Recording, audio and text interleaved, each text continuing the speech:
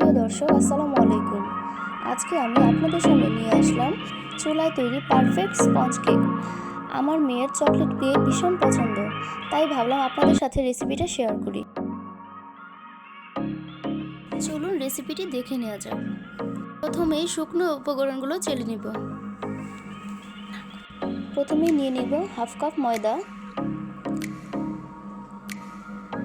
এরপর আমি দিয়ে দিচ্ছি হাফ টি স্পুন বেকিং পাউডার, সাথে দিয়ে দিব 1 পিঞ্চ সোডা আর 1 চিমটি লবণ।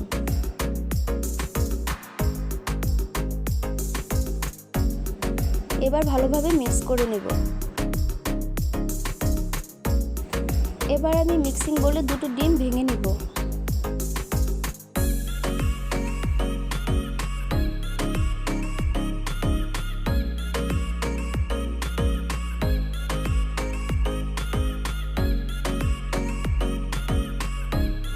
এখন ডিমের কুসুম দুটো আমি আলাদা করে নিব।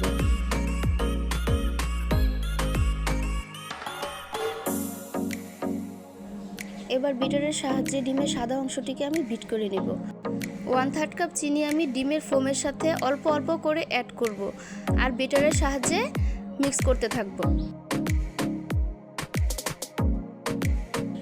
যতক্ষণ চিনিগুলো গলে না যাচ্ছে ততক্ষণ পর্যন্ত বিট করতে থাকব।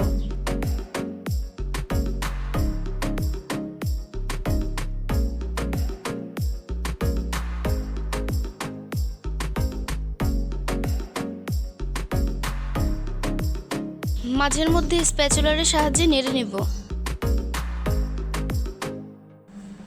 এবার তুলে রাখা ডিমের কুসুম দুটো ডিমের সাদা অংশের সাথে অ্যাড করে নিব। পুনরায় বিটারের সাহায্যে বিট করে নিব। এবার 2 টেবিল চামচ তেল অ্যাড করব।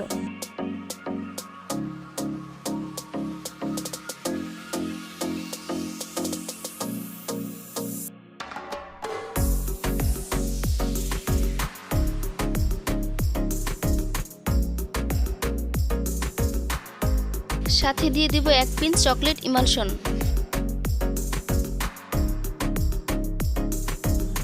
আবার বিটারের সাহায্যে বিট করে নিব।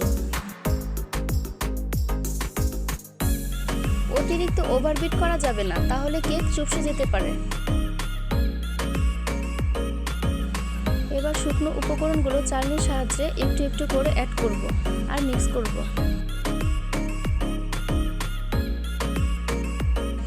বেটারগুলোকে আস্তে আস্তে নাড়তে হবে, বেশি জোরে নাড়াচাড়া করা যাবে না, হয়তো কেক চুপসে যেতে পারে।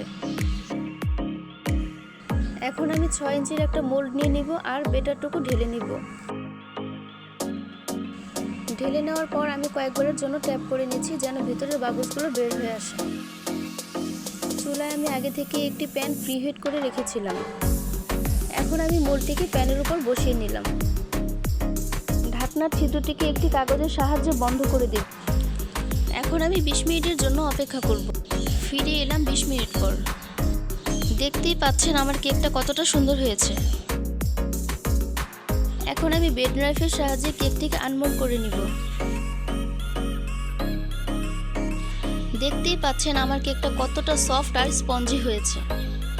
ভিডিওটি ভালো লেগে থাকলে আমার পেজে একটি ফলো দিয়ে পাশে থাকবেন, যেন এমন আরও নতুন নতুন ভিডিও আপনাদের সাথে শেয়ার করতে পারি। আজ এ পর্যন্তই। সবাই ভালো থাকবেন। আল্লাহ হাফেজ।